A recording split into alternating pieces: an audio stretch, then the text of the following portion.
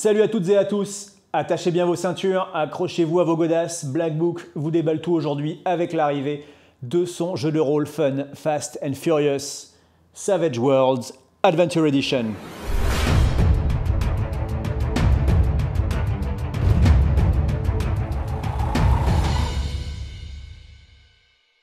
Savage Worlds Adventure Edition, ça donne Suede. Et Suede, qu'est-ce que c'est? Eh bien, c'est un peu la Golf GTI du jeu de rôle. C'est petit, c'est compact, c'est nerveux, mais ça va déboîter sec et il y en a sous le capot. Suede, c'est un jeu qui a été raffiné par près de 20 ans de développement dans des versions multiples et qui a bénéficié des retours d'une communauté de fans extrêmement active. Il a l'ambition d'être un système de jeu de rôle générique qui va vous permettre de jouer absolument à tout, du médiéval fantastique à la science-fiction en passant par l'horreur ou les super-héros.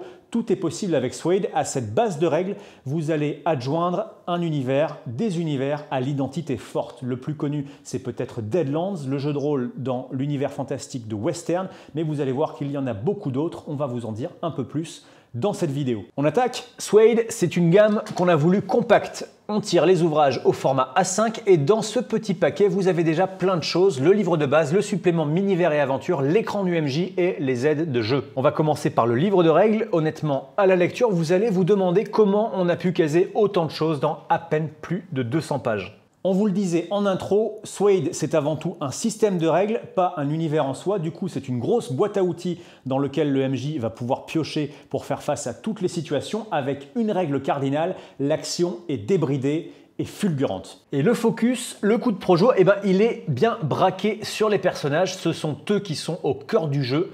L'idée, c'est d'avoir des persos bien classe. Du coup, les options de création sont très nombreuses. D'abord, vous fixez le concept qui dépendra de l'univers, puis l'espèce. Vous avez des races classiques de l'heroic fantasy, des hommes-oiseaux, des poissons, des reptiles et surtout des règles de création qui vous permettent d'inventer de nouvelles espèces, sachant que chacune aura des capacités particulières. Ensuite, vous allez vous coller des handicaps parce qu'on sait bien que les défauts, c'est ce qu'il y a de plus sympa à jouer. Mineurs ou majeurs, ces handicaps vous permettent en échange d'améliorer vos attributs et vos compétences et de sélectionner des atouts qui, eux, seront vos pouvoirs, vos capacités spéciales, vos points forts. Votre aquarien peut par exemple être un gros bavard, un handicap qui a fait le serment de retrouver coûte que coûte un proche disparu de handicap. Mais en échange, il est très charismatique et il peut donc relancer ses jets de persuasion en cas d'échec. Vous voyez le topo ? C'est bien d'avoir un perso et de connaître son caractère et son tempérament, mais il va vraiment atteindre tout son potentiel avec son équipement. Vous avez donc 35 à 40 pages de matos avec évidemment des armes et comme on est dans Savage Worlds, on a pensé à tout, de la lance préhistorique au fusil à plasma, des armures avec du médiéval, du contemporain et du futuriste. Il y a beaucoup de tables, hein. Comme je vous le disais, c'est une boîte à outils, des canons, des catapultes et les véhicules, ça vole, ça roule, ça flotte à toutes les époques. On passe au chapitre sur les règles et vous allez voir qu'il s'agit surtout de règles de combat et d'opposition. Ça tient en un petit peu plus de 20 pages. Pour mener une action, vous faites un test. Lancez le dé correspondant à votre caractéristique, en général du D4 au D12, et si vous faites 4 ou plus, c'est réussi. En plus, comme vous êtes des héros, vous lancez un dé joker. Généralement, c'est un D6, et vous gardez le meilleur des 2G.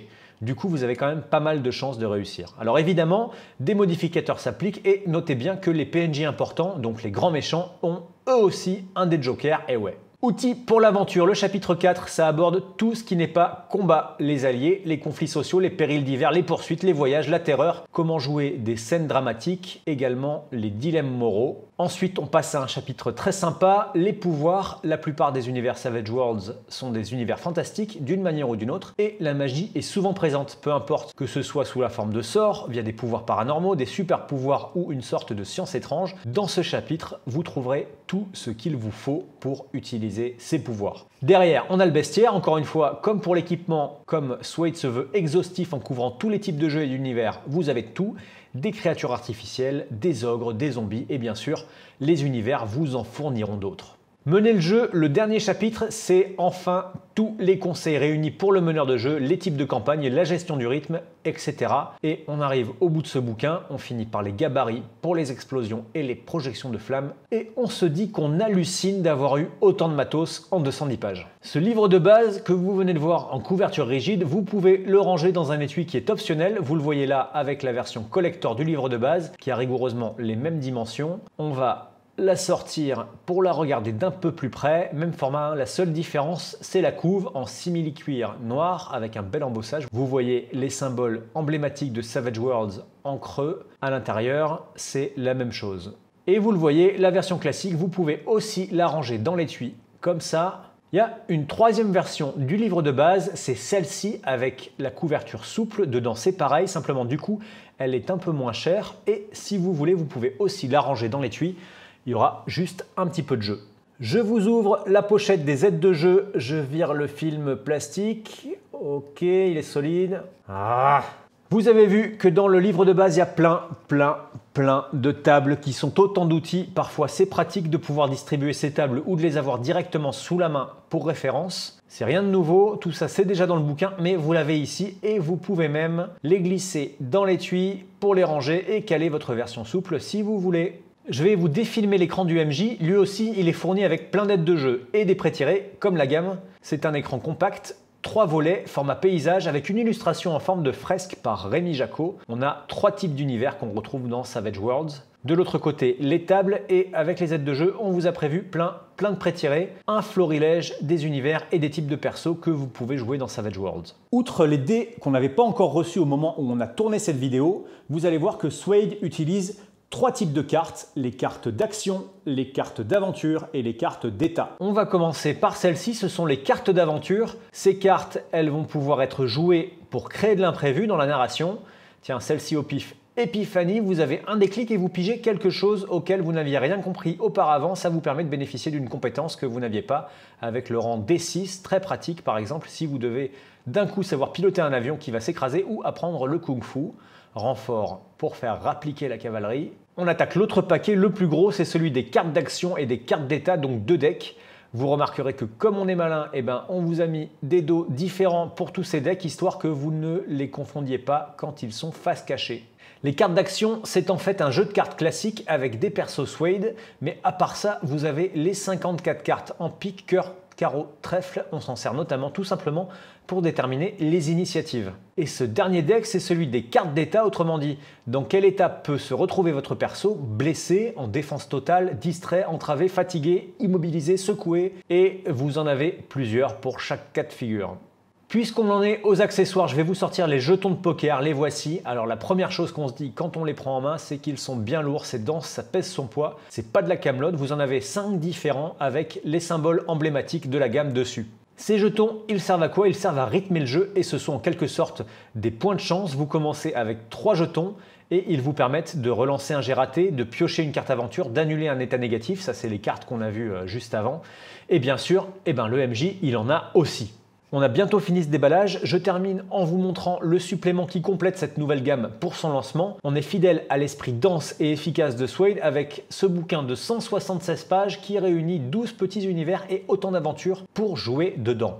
Je vous explique comment c'est structuré. Chaque chapitre, c'est une description de l'univers, quelques règles spécifiques qui s'y appliquent en plus des règles normales, des personnages pré-tirés prêts à jouer, le scénario de l'aventure propre à chaque univers et même parfois quelques pistes supplémentaires pour aller plus loin. On est sur quelque chose de très varié. Dans Les Esprits de 1786, on est sur une aventure historique alternative pulp avec un aspect fantastique dans les États-Unis récemment indépendants. Abyssal, c'est un scénar de SF maritime. Tesla Rangers, lui, il m'a bien plu. On est sur un Wild Wild West, rencontre le soulèvement des machines avec un côté steampunk en pleine guerre de sécession. La Cité perdue d'Asla, c'est du Methfan. L'œil de Kilkato, on est en plein dans Indiana Jones. Évasion de l'île Carnage, c'est un hommage au film d'horreur un peu nanar des années 70. On a La Lune au bord du néant, un scénario un peu hard science au fin fond de l'espace. Les Péchés du Père, c'est un scénario pour Deadlands Dark Ages. Désastre à Grand Atomica, on est sur quelque chose qui vous rappellera si vous connaissez Heroes, avec des personnages ordinaires qui sont doués d'un pouvoir et qui ont la prémonition d'un désastre qu'il va falloir éviter. Avec un nom pareil, vous vous doutez de ce qui risque de se passer. Et on finit avec À 1 milliard de kilomètres de la maison, qui est une aventure spatiale dans un lointain futur. Comme pour le livre de règles, cet ouvrage, il existe aussi en couverture souple, il est du coup un peu moins cher et le contenu est toujours exactement le même. Voilà, tout ça n'était qu'un petit avant-goût de la diversité et de la richesse des univers que vous propose Savage Worlds. On vous invite à aller faire un tour sur le Black Book Shop pour découvrir notamment Beasts and Barbarians ou Lankhmar, qui sont des univers Medieval Fantastic Sword and Sorcery. Il y a également l'excellent Interface Zero 2.0 qui est un univers cyberpunk. Ce sont des univers qui au départ ont été développés pour la version précédente de Savage Worlds, mais vous pouvez tout à fait vous en servir avec Suede. Ils sont utilisables quasiment tel quel avec cette nouvelle version. Évidemment, on vous prépare également des settings propres à Suede. En ligne de mire, le premier, ce sera East Texas University. On est dans une ambiance Buffy contre les vampires. On joue une bande de jeunes qui fait face à une menace surnaturelle, mais en même temps qui doit régler ses problèmes d'ado. Dans les tuyaux, on a également Deadlands Weird West, qui est la nouvelle version du très populaire jeu de rôle de Western Fantastic, et vous en saurez plus prochainement. Comme d'habitude, les produits que vous venez de voir sont tous disponibles sur le Black Book Shop, la boutique en ligne de Black Book Edition. Les liens pour les commander sont dans la description de cette vidéo. Vous avez également le site internet de Black Book qui s'affiche. Allez-y. N'hésitez pas à nous laisser vos commentaires, à vous abonner pour ne rien rater de nos vidéos. Moi, je vous dis à bientôt pour un prochain Black Book vous déballe tout. Et d'ici là, je compte sur vous pour nous raconter de belles histoires, fun, fast and furious.